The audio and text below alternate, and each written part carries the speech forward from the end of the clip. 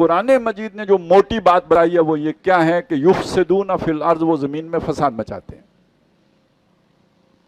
یہ جو زمین میں فساد مچانا ہے یہ کس شے کو کہتے ہیں؟ ایک یہ ہے کہ اللہ تعالیٰ نے زمین میں عدل قائم کرنے کے لیے، انصاف قائم کرنے کے لیے، لوگوں کے درمیان بھائی چارہ برقرار رکھنے کے لیے ایک رہنمائی عطا کی ہے، ہدایت دی ہے، ایک میزان عدل و انصاف عطا کی ہے۔ اس کے مطابق دنیا کا انتظام و انصرام ہوگا تو امن ہوگا، سکون ہوگا، اصلاح ہوگی۔ اور جب انسان اپنی مرضی چلائے گا، اللہ کے دین کو پس پش ڈال دے گا، اللہ کے احکامات کو پیٹھ دکھائے گا اور اپنی مرضی چلائے گا تو فساد پیدا ہوگا۔ یہ جو ارج ٹو ڈومینیٹ ہے نا، دوسروں کے اوپر اپنا غلبہ، اس کے نتیجے میں فساد ہوتا ہے۔ سورہ قصص کے آخر میں فرمایا نا وَتِلْكَ الدَّارُ الْآخِرَةُ نَجْعَلُهَا لِلَّذِينَ لَا يُرِيدُونَ عُلُوًّا فِي الْأَرْضِ وَلَا فَسَادًا۔ وہ آخرت کا گھر ہم نے مخصوص ہی ان لوگوں کے لیے کیا ہے جو زمین میں سربلندی نہیں چاہتے، یعنی دوسروں کے اوپر اپنا جبر مسلط نہیں کرتے، اور اسی کے نتیجے میں پھر فساد ہوتا ہے۔ وہ فساد بھی نہیں پیدا کرتے۔ تو یہ جو یاجوج ماجوج ہیں یہ فساد پیدا کرتے ہیں۔ ہمارا یہ جو دور ہے یہ کوئی محمد الرسول اللہ صلی اللہ علیہ وسلم کی دی ہوئی رہنمائی کے مطابق زندگی اس کے مطابق نہیں بسر ہو رہی۔ آج دنیا میں آپ کہہ سکتے ہیں کہ یاجوجی ماجوجی آرڈر ہے جو چل رہا ہے، جس کی وجہ سے پوری دنیا میں فساد ہے۔ ظہر الفساد فی البر والبحر بما کسبت ایدی الناس، خشکی اور تری میں فساد برپا ہو گیا ہے، یعنی زندگی کے اجتماعی گوشوں سے دین کو نکال باہر کر دیا گیا ہے۔ اللہ کی حکومت کا، اللہ کی حکمرانی کا، اللہ کے اقتدار کا، اللہ کی بادشاہی کا، اللہ کی فرما روائی کا انکار کر دیا گیا ہے۔ آپ نے اللہ کو ماننا ہے، مان سکتے ہیں مسجد میں۔ آپ نے اللہ کو ماننا ہے، مان سکتے ہیں گھر میں۔ آپ نے اللہ کو ماننا ہے، مان سکتے ہیں جب آپ نے جنازہ پڑھنا ہو، جب آپ نے نکاح کرنا ہو، جب آپ نے کوئی جو ہے وہ کسی کی پیدائش کو سیلیبریٹ کرنا ہو، ٹھیک ہے اپنے عقیدے کے مطابق کر لیں۔ آپ نے کسی بھگوان کو ماننا ہے وہ بھی مان سکتے ہیں لیکن اسی درجے میں۔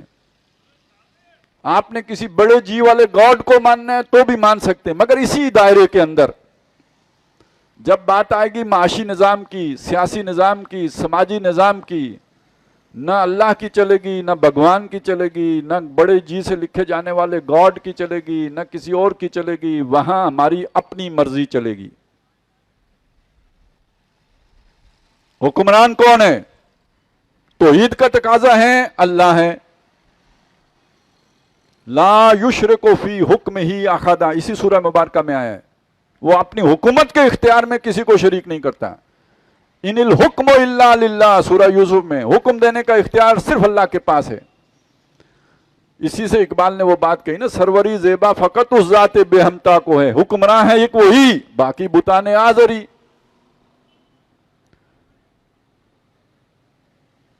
یہی وہ بات تھی جو فرعون نے دعویٰ کیا تھا، انا ربکم الاعلی، میں تمہارا بڑا رب ہوں۔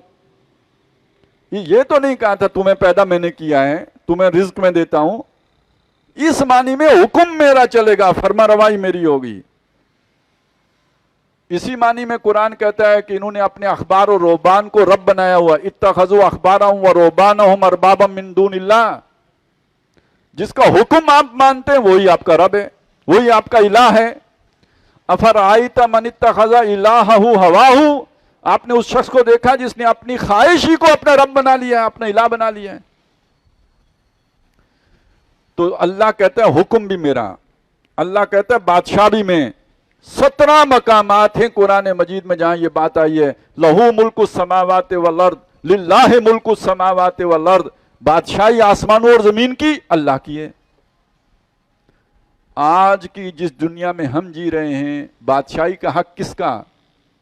حکمرانی کا حق کس کا؟ اللہ کا۔ یہ عوام کا حق مان لیا گیا۔ فرعون کے زمانے میں فرعون کہتا تھا میرا حق ہے، الیس لی ملک مصر۔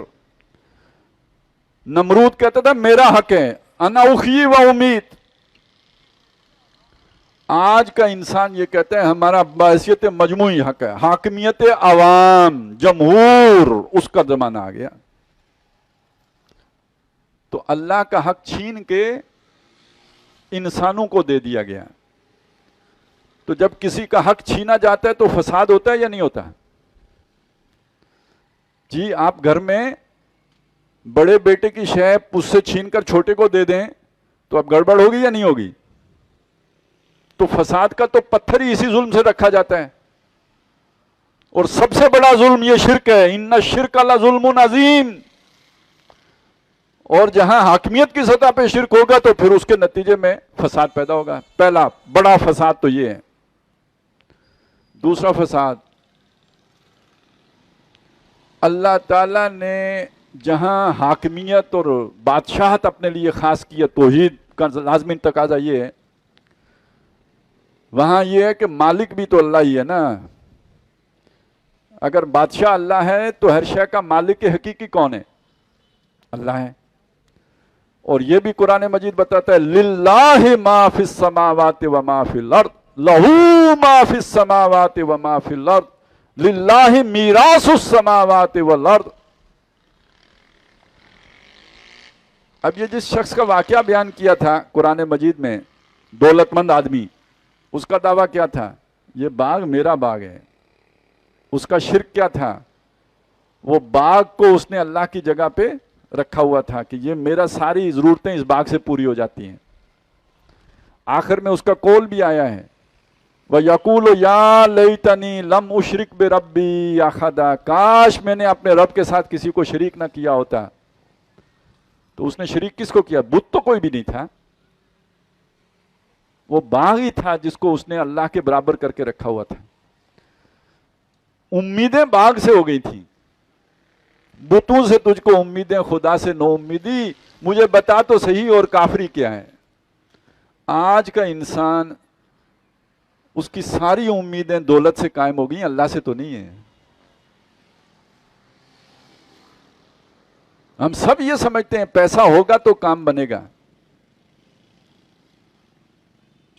اور نہیں ہوگا تو علاج کیسے ہوگا؟ نہیں ہوگا تو گھر بار کیسے چلے گا؟ تو وہ جو حاجت روائی اللہ کی طرف منسوب کی جاتی ہے، آج وہ حاجت روائی جو ہے وہ درم اور دینار اور روپیے کی اور ڈالر کی طرف منتقل ہو گئی ہے. فساد ہے یا نہیں ہے؟ اور اوپر سے یہ خناس، یہ میری ملکیت ہے، میں جدھر چاہوں خرچ کروں. یہ صرف جسم کی حد تک مسئلہ نہیں ہے کہ میرا جسم میری مرضی، بات اس سے آگے چلی گئی، میرا مال میری مرضی. اس سے اوپر جا کے ایک بندہ کہتا ہے میرا ملک میری مرضی. سمجھ آ رہی ہے بات کی؟ تو جہاں میری مرضی ہے تو وہاں جو فساد ہے پھر، کیونکہ آپ کی مرضی سے میری مرضی ٹکرا جائے گی. قرآن یہ کہتے ہیں سب اللہ کی مرضی کے مطابق زندگی بسر کرو. ہم کہتے ہیں میری مرضی، تو پھر آپ کی مرضی علیحدہ ہو گئی، میری مرضی علیحدہ ہو گئی، فساد. اور اس پر مستضاد یہ کہ کچھ سیانے لوگ، کچھ چلاک لوگ، کچھ عیار لوگ، کچھ مکار لوگ، انہوں نے اللہ کے اس اصول کہ ملکیت اللہ کی اور اللہ نے جو وسائل پیدا کیے ہیں وہ تمام انسانوں کے لیے ہیں، یہ کچھ خاص انسانوں میں مخصوص ہو کے نہ رہ جائیں. کئی لا یکون دولتم بین الاغنیاء منکم. تو کچھ عیار مکار لوگوں نے سود جیسی حرام شے کو مروج کر کے، رائج کر کے پوری دنیا کے وسائل کے اوپر ایک قبضے کی صورت پیدا کر لی. گویا مکھن ملائی ان کے پاس چلا جاتا ہے، باقی ہر طرف محرومی ہوتی ہے. ہم ایک غریب ملک سے ہمارا تعلق ہے، قرضوں میں جکڑا ہوا ہے، لیکن یہ سوچئے یہ ملک جو ہمارا ہے یہ زمین کے اس حصے پہ واقع ہے جو کبھی دنیا کا خوشحال ترین علاقہ ہوتا تھا. امریکہ برطانیہ میں وہ خوشحالی نہیں ہوتی تھی جو ہندوستان میں ہوتی تھی. آج پورے ہندوستان میں پاکستان سمیت غربت ہے. کیوں ہے؟ یہ اس سودی نظام کے ذریعے سے آپ کے سارے وسائل کھچ کے کہیں اور چلے جاتے ہیں. اور یہ جو ان کے ایجنٹ بیٹھے ہوئے ہیں نا، پہلے وائسرائے آتا تھا وہاں سے، اب یہاں سے لوکل وائسرائے انہوں نے پیدا کر لیے ہیں جو خود باقی لوٹ مار کر کے سارا اوپر بھیج دیتے ہیں. وہ جو ذوالقرنینی آرڈر ہے جو حضرت عمر رضی اللہ تعالیٰ عنہ جیسے تھے، ریاست کے وسائل خرچ کرو کس پر؟ عوام پر. بچہ بھوکا جو ہے نا وہ نہیں سوئے, دودھ پیتا بچہ روئے تو آرڈیننس جاری کر دو کہ پیدا ہوتے ہی اس کا وظیفہ لگا دیں گے. اور یہ یاجوجی ماجوجی آرڈر کیا ہے؟ ٹیکس لگا دیں گے. فرق سامنے آیا؟ وہ کیا کرتے تھے کہ وظیفہ لگاتے تھے, اب کیا ہوتا ہے؟ ٹیکس لگاتے ہیں, اور آپ کی تمام ضروریات زندگی کے اوپر ٹیکس. رونا یہ ہے کہ لوگ ٹیکس نہیں دیتے. کون لوگ نہیں دیتے پتہ ہے؟ وڈیرے نہیں دیتے, جاگیردار نہیں دیتے, سرمایہ دار نہیں دیتے, صنعت کار نہیں دیتے, جن کے کتوں کو وہ کچھ میسر ہے جو انسانوں کو میسر نہیں ہوتا, وہ ٹیکس نہیں دیتے. یہ جو جرنل ٹیکس ہے یہ تو ہم سب دیتے ہیں. اس ملک میں جتنا ریونیو اکٹھا ہوتا ہے وہ غریب دیتا ہے, امیر نہیں دیتا. آپ کی ماچس کی ڈبیا پہ ٹیکس, آپ کی بجلی پہ ٹیکس, آپ کے پیٹرول پہ ٹیکس, جو عام استعمال کے آٹے پہ ٹیکس, ہر شے پہ ٹیکس. یہ سارا غریبوں کا خون نچوڑ کے پھر کیا ہوتا ہے جی؟ اے سی صاحب کا دفتر تو دیکھیں, اے سی صاحب کی ٹور تو دیکھیں, ان کا پروٹوکول تو دیکھیں, پوری جو آپ کی سول بیوروکریسی ہے اس کو دیکھیں, پھر ملٹری کو دیکھیں, پھر اپنے سیاسی لیڈروں کو دیکھیں. ان کو یہ ساری سہولتیں کہاں سے ملتی ہیں؟ یہ اسی کلیکشن سے ملتی ہے نا جو آپ سے کلیکٹ کیا جاتا ہے اور جبرن کیا جاتا ہے. اب کوئی چوکیدار آپ کے گھر نہیں آتا, وہ پرانا زمانہ نہیں ہے جیسے فرعون کے چوکیدار آتے تھے نا وصولیاں کرنے, تحصیلدار آتے تھے لے کے جاتے تھے. اب وہ نہیں ہے. اب نظام ایسا بن گیا ہے کہ آپ بجلی کا بل دے رہے ہیں تو ٹیکس دے رہے ہیں, آپ ماچس کی ڈبیا خرید رہے ہیں تو ٹیکس دے رہے ہیں, آپ چینی خرید کے لا رہے ہیں تو ٹیکس دے رہے ہیں. اب آپ سوچئے ایک غریب آدمی, اس کا کوئی بیمار ہو گیا, ہو سکتا ہے گھر کے برتن بیچ کے وہ دوائی خرید رہا ہے اپنے مریض کے لیے, اور اس پر بھی ٹیکس دے رہا ہے. اس ٹیکس سے یہ آپ کے جو یہ سارے بیوروکریٹ بھی ہیں اور آپ کے جو گورنمنٹ آفیسرز ہیں, سرکار کے ملازم ہیں, اور یہ جو آپ کے سیاستدان ہیں, اس ٹیکس سے عیاشی کر رہے ہیں. اس سے زیادہ ظلم, اس سے بڑا فساد اور دنیا میں کیا ہوگا؟ دقیانوس بھی اتنا ظالم نہیں تھا جو ظلم آج ہو رہا ہے.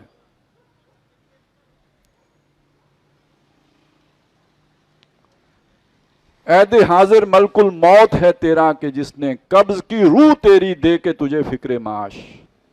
اور کیوں؟ اس لیے کہ یہ اوپر یہ دجال مسلط ہو گئے ہیں کہ جو لوگوں کا خون چوس رہے ہیں, یہ ڈائن ہیں, یہ فساد. اور تیسرا فساد, بے حیائی پھیلا دو, حیا کا جنازہ نکال دو, خاندان کا نظام ختم کر دو, انسان کو حیوان بنا دو. جیسے کتے بلیاں رہتے ہیں ایسے انسان رہیں. بچے تو کتے بلیاں بھی پیدا کر لیتے ہیں, تو انسان بھی اسی طرح کریں. وہ جو اللہ نے دیا تھا نظام نکاح کا اور گھر گرہستی کا اور حیا کا, اس کا کچومر نکال دو. مغرب میں ہو چکا یا نہیں ہو چکا؟ کب کہا تھا کلنٹن نے کہ فلانی سن تک ہماری اکثریت ان بچوں پر مشتمل ہوگی جو کسی بندن میں بندے بغیر پیدا ہوئے ہوں گے, born without any wedlock, جنہیں پہلے زمانوں میں وہ باسٹرڈ کہتے تھے, ہم جنہیں حرامی کہتے تھے, ولد الزنا کہتے تھے. اب ان کے لیے نئی ذرا مہذب اصطلاح, born without any wedlock, کسی شادی کے بندھن میں بندے بغیر پیدا ہوئے بچے. تو یہ تو نسل ہی فسادی پیدا ہو جائے گی پھر.